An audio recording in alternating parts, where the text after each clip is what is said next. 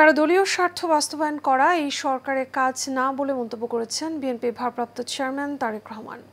দুপুরে রাজধানীর কৃষিবিদ ইনস্টিটিউটে হিন্দু প্রতিনিধি সম্মেলনে তারেক রহমান বলেন, গুপ্ত পথে ফ্যাসিবাদের পক্ষের শক্তিগুলো যাতে দেশকে অস্থিতিশীল করতে না পারে সেদিকে অন্তর্বর্তী সরকার এবং ফ্যাসিবাদ বিরোধী রাজনৈতিক দলগুলোকে সজাগ দৃষ্টি রাখতে হবে।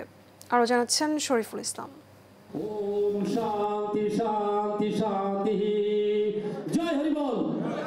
রাজধানীর কৃষিবিদ ইনস্টিটিউটে মাতা বহুজন সমাজ ঐক্য জোট আয়োজন করে হিন্দু প্রতিনিধি সম্মেলন।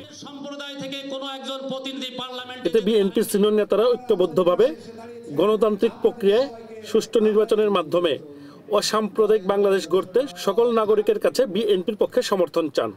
যারা পিছিয়ে পড়া গোষ্ঠীগুলি আছে তার মধ্যে মধ্য সম্প্রদায় একটি, আমরা চাই আগামীর বাংলাদেশের রাজনীতিতে, অর্থনীতিতে, সমাজনীতিতে পিছিয়ে পড়া মানুষগুলোকে তারা যাতে রাষ্ট্রের রাজনীতিতে, অর্থনীতিতে এবং সমাজে সমানভাবে অংশগ্রহণ করতে পারে।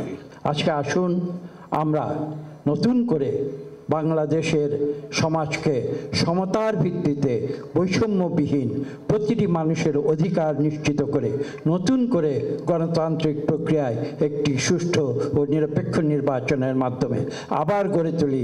সকল ধর্মের সম কি অধিকার নিয়ে, নো সংখ্যালঘু, নো সংখ্যাগুরু, as per constitution each and everybody have a equal right, সেটাকে বেশ ধরে আমরা আত্মীয়তা করতে চাই। এই সময় বিএনপি মহাসচিব মির্জা ফখরুল ইসলাম আলমগীর আগামী নির্বাচনে তারেক রহমানকে প্রধানমন্ত্রী করতে মাতো সম্প্রদায়ের কাছে সহযোগিতা চান। সত্যিকার অর্থেই অসাম্প্রদায়িক সকল জাতি ধর্মের অধিকারকে যেখানে সংহত করা হবে, রক্ষা করা হবে, যেখানে সকল মানুষের তার অধিকারকে প্রয়োগ করতে পারবে এবং আমরা অর্থনীতিতে, রাজনীতিতে সকল মানুষের অধিকারকে নিশ্চিত করতে পারবো, সেই ধরনের একটা বাংলাদেশ গড়ে তুলবার সুযোগ সৃষ্টি হয়েছে।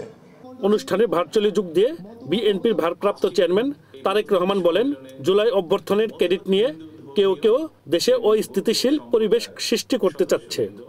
ফ্যাসিবাদ শাসন আমলে ফ্যাসিবাদের রোশানল থেকে বাঁচতে ফ্যাসিবাদের বিরোধীদের কেউ কেউ যে উপায় গুপ্ত কৌশল অবলম্বন করেছিল, পতিত পরাজিত ফ্যাসিবাদী অপশক্তিও বর্তমানে একইভাবে গুপ্ত কৌশল অবলম্বন করে দেশকে গণতন্ত্রের উত্তরণের পথকে বাধাগ্রস্ত করে তুলছে কিনা সে ব্যাপারে সজাগ দৃষ্টি রাখার জন্য আমি অন্তর্বর্তীকালীন সরকার এবং ফ্যাসিবাদ বিরোধী গণতান্ত্রিক শক্তিগুলোর প্রতি বিশেষভাবে আহ্বান জানাতে চাই।